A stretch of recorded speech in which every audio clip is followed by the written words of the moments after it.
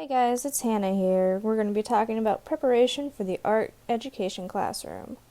So my articles that I read were A False Sense of Security, and it talked about the health issues that can be prevented with art materials, how the teaching artist can change the dynamics of teaching and learning, which showed research on how a teaching artist can influence the dynamic of the interaction among teacher, subject, students, and the learning environment. Preparing a professional teaching portfolio for an art teaching position shows the importance of a teaching portfolio and what should be included in it. To begin, we're going to start off with a false sense of security. And this article focuses on health concerns in the art classroom, such as injuries and health problems.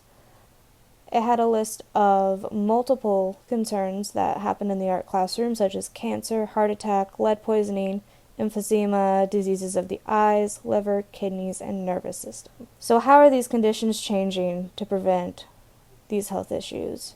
We have labeling, proper use, and disposal of these objects.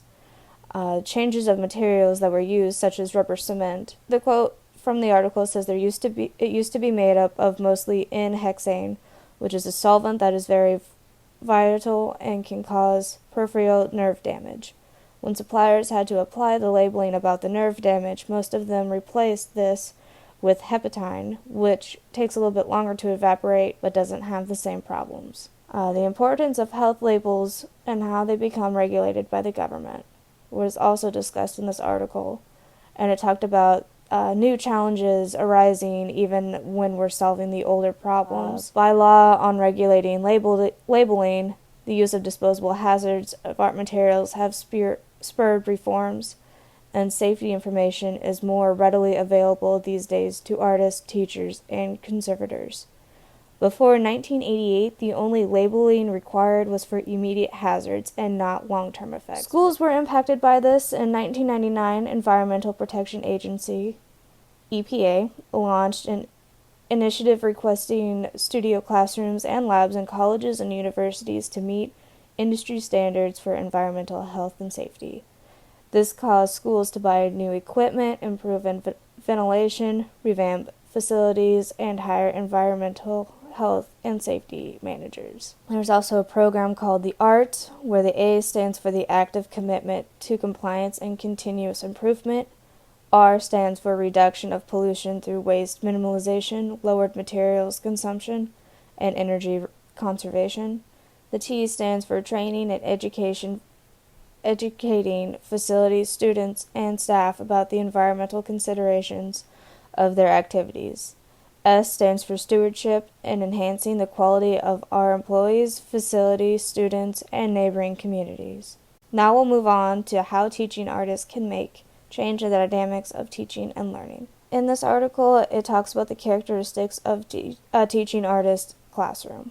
Their classrooms are characterized by hospitality towards students, spontaneity, playfulness, a spirit of inquiry. These teachers create conditions of learning that encourages divergence, unpredictable outcomes, and substantial engagement with issues that are important to both teachers and students. They also tend to encourage students' spontaneity and divergence rather than perspective approaches to learning. Awakening students to discover what is worth living for, they question taken for granted assumptions about power, privilege, culture, habit, history, manners, and rules. So basically, they're helping students get a better understanding on things that they just assume. Keith Williams is a teacher at Oakland, California, and he is discussed in this article. His classroom is layered from ceiling to floor with student work, teacher work, constructions in progress, models of installations, color, and text. There are banners hanging from the ceiling, skateboard decks, constructions on every table, and photographs stuck to the ceiling tiles. Every inch of wall space is covered with layers of work. This reminds me of Mr. Lugo's classroom. It is important that the students see me, Keith Williams, work, to see me also have struggles, to get things right, to work out problems. The energy and excitement in his classroom was unescapable. His students wanted to be there. He changed the school classroom into an artist studio and collaborative workshop. The teaching dynamics and the artist of school education. It is helpful to look at these dynamic from three perspectives: the way the teaching artist engages or interprets the content or discipline of art and art making, the interactions with students, and the constructs and interactions with learning environments. Some teaching artists disrupt predictable approaches to schooling by creating the possibility of divergent outcomes. Hospitable learning environments and relationships characterized by play, conversation, and collaboration. How the teaching artist engages with disciplines of art. Being an artist can inform the dynamic between learners in the discipline of art in ways that allow these disciplines to be open to renovation and reconstruction. Many teaching artists are skillful and conservant with languages of visual expression and encourage playful divergence, flexibility, and unforeseen outcomes among their students. Art for them is a way of understanding and seeing that allows the ordinary to become special and meaningful. It reflects the human need to experience and imagine poetic versions of life that transcends the facts of ordinary existence. Teaching becomes more about cultivating an environment or social context where the teacher's experience and interest intersect with students' backgrounds, needs, and interests. What if education was about engaging rather than controlling? It might mean that relationships with students would emphasize care, hospitality, and conversation as important pedagogical practices. Conversations suggest that teachers and students will learn from each other. Many teaching artists have remarked to the author that they are inspired and excited by their students' creative efforts. For them, teaching is a dialogue that informs both parties. Now we're going to move on to my final article. Preparing a professional teaching portfolio for an art teaching position. Habits required for creating a teaching portfolio. Documenting classroom practices, reflecting on these practices, and organizing this content. Assembling a high-quality professional teaching portfolio takes significant amount of time, and the process involves reviewing documents and images, selecting the best to use, creating new documents and images, reformatting existing items to be consistent throughout the portfolio. So you can't just do it overnight. What is a professional teaching portfolio? It contains artifacts that show their credentials as a teacher, lesson or unit plans, personal artwork, the best only, and students' art. So why do you need one? It is an expected item for art educators to use in the interview process. Using a portfolio in the interview allows applicants the opportunity to not just tell the interviewer about particularly successful lessons or units, but also shows the interviewer the lesson plan or the unit plan, images of the art-making process, the student's finished artwork, and to explain the assessment. This enables a job applicant to showcase a wide range of abilities and skills relevant to the teaching position. So what should be on your professional teaching portfolio? A resume, teaching philosophy, lesson or unit plans, personal artworks, student artworks. Other items may be included, but need to add significant piece to the picture of a well-prepared educator. It also talks in the article about a White and Looper article that suggests that the portfolio building process includes 4 steps: collecting artifacts, organizing artifacts, reflecting on artifacts, and presenting artifacts. This can also be simply remembered as CORP. Curriculum advisors indicated the following items should be included, along with the percentages on importance. Resume, 99%. Teaching philosophy, 97%.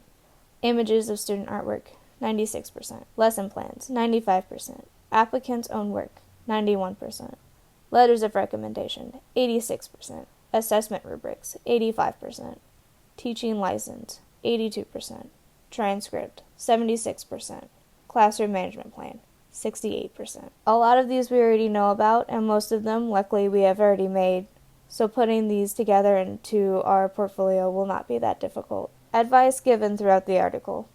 Most educators include 2 to 3 excellent lesson or unit plans in their portfolios. It is important to recognize that the choice of each lesson plan or unit plan reflects on the applicant's philosophy of education. To make sure that the objectives of the lessons or units correlate to the assessment instrument included. Do not bring elementary lessons or unit plans when you are applying for a secondary level job.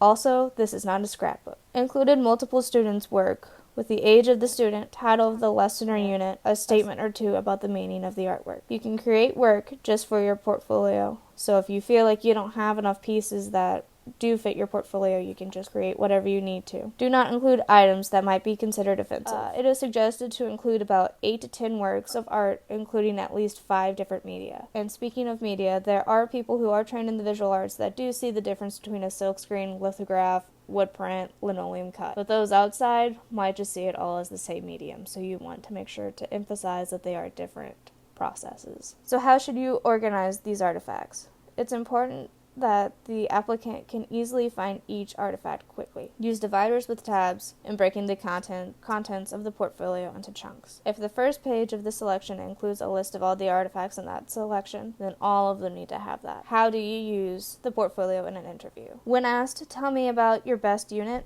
instead of just talking about it, you can just flip right to it and you can walk them through the entire plan, images, process, assessment, etc. Using the portfolio can be used as a tool to provide applicants with the confidence and also help them remember to mention important details during an interview. What about the electronic teaching portfolio? It should not be a replacement to a hard copy portfolio, according to the people before that talked about what should be included in the portfolio. It might become a distraction during the interview process when you can't get your portfolio up or if you're having technology issues. It would be wise for applicants to take a hard copy to an interview and also provide a DVD link or a flash drive for future viewing. And those are my articles.